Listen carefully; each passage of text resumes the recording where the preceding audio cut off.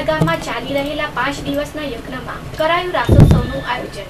ભુજ તાલુકાના કેરા ગામે ચાલી રહેલા 5 દિવસના યજ્ઞમાં ગઈકાલે અત્યારે મહારાજ શ્રી પોષલેન્દ્ર પ્રસાદજીનું આગમન થયું હતું। રાત્રે ભવ્ય રાસોત્સવનું આયોજન કરવામાં આવ્યું હતું। આ 5 દિવસના યજ્ઞમાં શ્રી કચ્છ નરનારાયણ દેવ લોક મંડળના ભાઈઓ તેમજ કેરા સંરક્ષણ સમિતિના ભાઈઓએ અપાર મહેનતથી આ યજ્ઞ પૂર્ણ થયો હતો।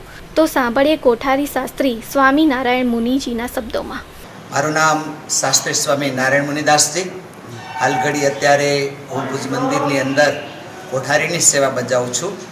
આ સુપર દેશની અંદર આ કેરા ગામ આવે અને કેરા ગામની અંદર અત્યારે અમારા મંડળનો ફરવાનો વારો છે અને એ વખતે આ ગામની અંદર જે બહેનોના મંદિરમાં સજાનંદ સ્વામીની મૂર્તિ બિરાજે છે એમને 20 વર્ષ પૂરા થયા।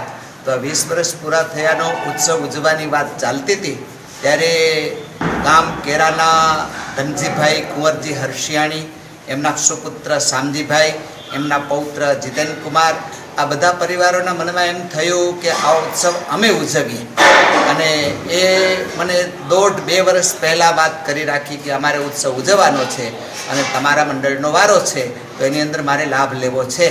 અને આજે બરાબર એ ઉત્સવનો દિવસ આવ્યો અને અમારા મંડળના બધા જ સંતોએ એની અંદર સક્રિય લાભ લીધો અને ઉત્સવનો પ્રારંભ કરવાની વાત આવી એટલે પારાયણમાં આજ મારે ઓરડે પ્રેમાનંદ સ્વામીએ બનાવેલા 4 પદો ઉપર 5-5 દિવસ સુધી વ્યાખ્યાન રહ્યું અને ભગવાનની કૃપાથી હરિભક્તોએ, ભાઈઓ બહેનોએ ખૂબ લાભ લીધો। આ ગામની અંદર ગૌરક્ષણ ચાલે છે, આ બીજા કેટલાક શૈક્ષણિક ટ્રસ્ટો ચાલે છે। એ ગૌરક્ષણના ટ્રસ્ટીઓ હોય કે શૈક્ષણિક ટ્રસ્ટીઓ હોય એ બધાએ ખૂબ લાભ લીધો અને વિશેષ કરીને યુવક મંડળ ચાલે છે શ્રી કચ્છ નરનારાયણ દેવ યુવક મંડળ। એ યુવક મંડળના યુવાનોએ આ ઉત્સવની અંદર ખૂબ લાભ લીધો અને ઉત્સવની અંદર અંતર્ગત બીજા ઉત્સવો હતા જેમ કે જન્મોત્સવ, ફૂલડોલ ઉત્સવ, એમાં આ મંડળના ભક્તિ પ્રકાશ સ્વામી છે કે બીજા સંતો દર્શન પ્રકાશ સ્વામી, વ્યાસમુનિ સ્વામી, વેદાંત સ્વામી આદિક સંતો, બધા સંત સ્વરૂપ સ્વામી આદિક સંતો સમય પ્રમાણે સજાગ થઈ ઉત્સવોની પૂર્ણ તૈયારી કરી જન્મોત્સવ, ફૂલડોલ ઉત્સવ આ બધા ઉજવ્યા।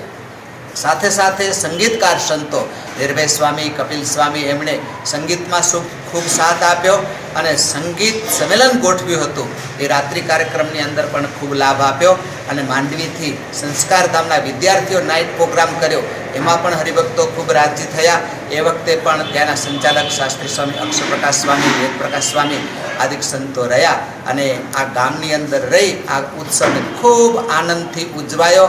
આ ઉત્સવ અમારા જીવનની અંદર પણ એક યાદગાર બની જાય એવો ઉત્સવ હતો અને ગામના ભક્તો પણ જે મળતા હતા એમ કહેતા હતા કે અમારે માટે આ ઉત્સવ યાદગાર બની ગયો છે।